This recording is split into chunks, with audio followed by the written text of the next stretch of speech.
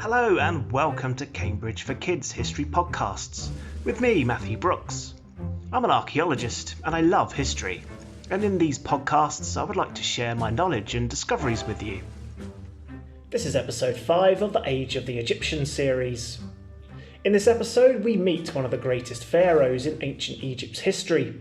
Her life inspired a Shakespeare play, several movies and countless books about her fascinating life and affairs with two of the most powerful men in history, which sparked a bloody civil war. We will learn about her family, the Ptolemies, her association with Julius Caesar and Mark Antony, and her tragic death which ended the line of Egyptian rulers forever. Her name was Cleopatra.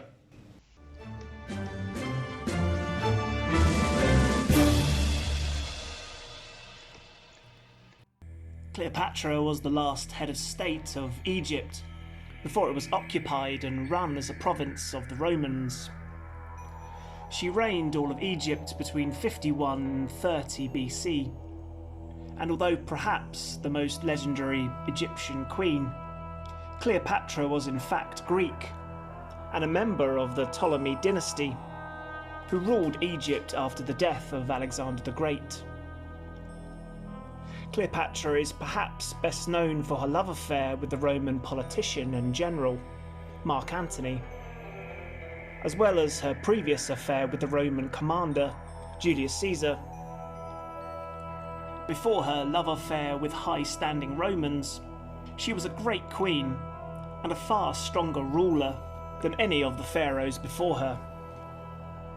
In 323 BC, Alexander the Great of Macedonia, a country north of Greece, died, and his immense empire was shared amongst his faithful generals that helped him win so many wars.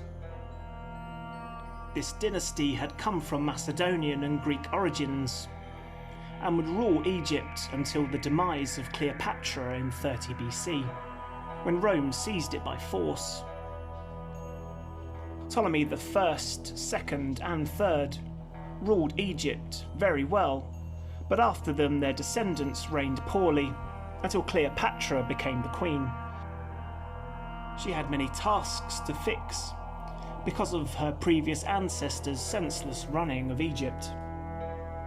Cleopatra was smart.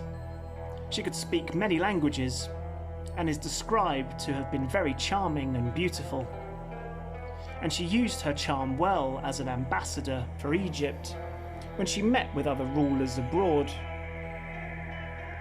Her association with both Julius Caesar and Mark Antony started at a period in history when Egypt was slowly making progress again.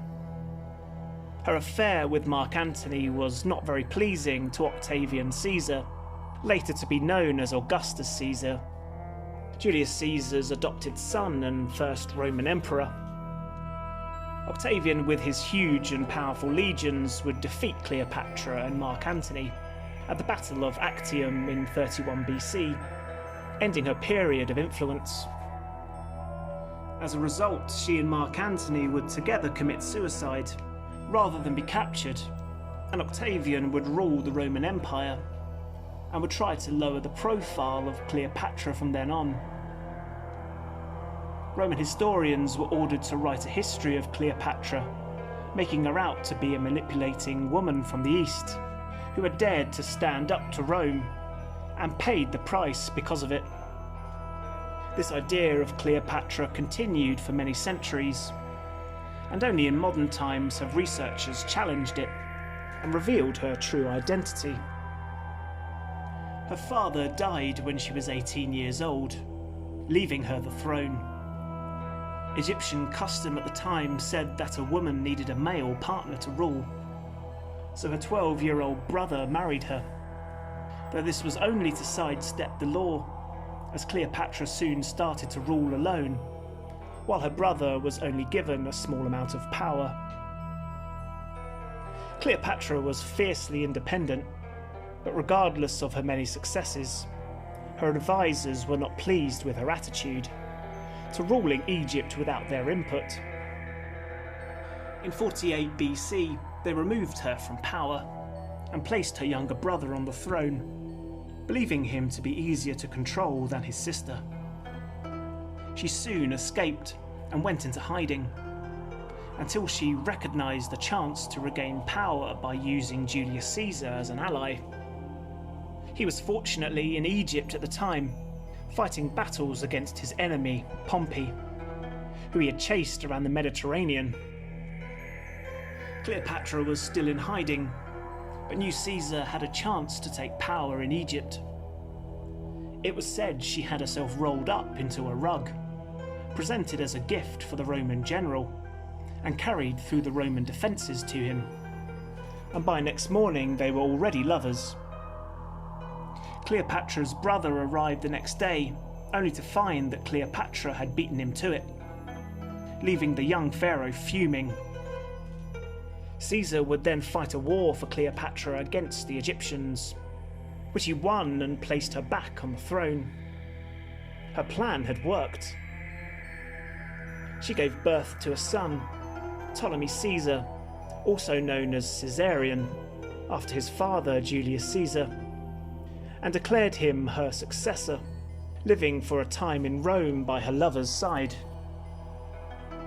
When Julius Caesar was assassinated in 44 BC, Cleopatra escaped Rome with Caesarion and returned to Egypt.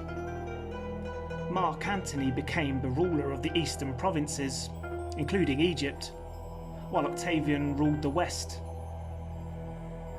When Mark Antony arrived in the province, he noticed Egypt was in chaos.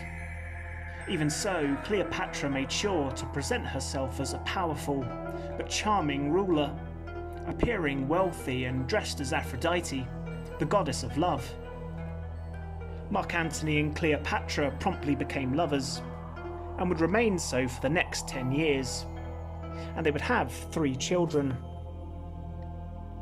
During these years, Antony's association with Octavian would gradually break down, as Octavian was livid at Antony's behaviour, eventually ending in a civil war between both rulers.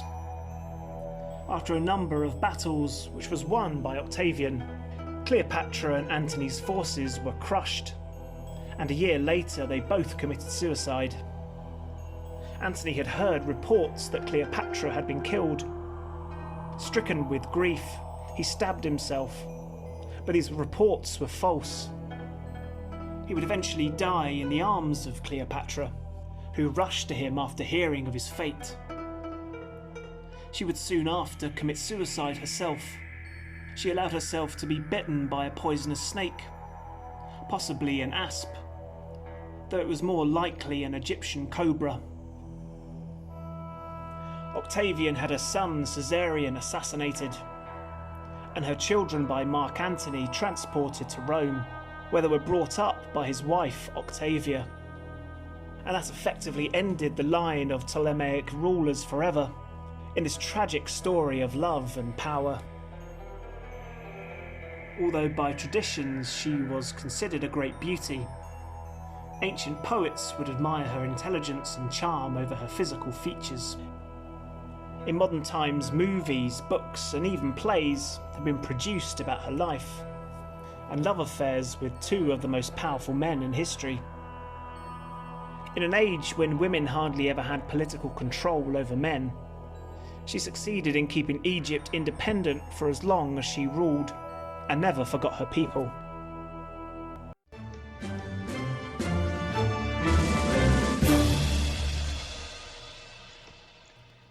Hopefully today you have enjoyed this episode and learnt something new. If you like this podcast, be sure to subscribe so you never miss another episode. Tune in next time with your host, me, Matthew Brooks, for more time travelling. Thanks a lot for listening and have a great day.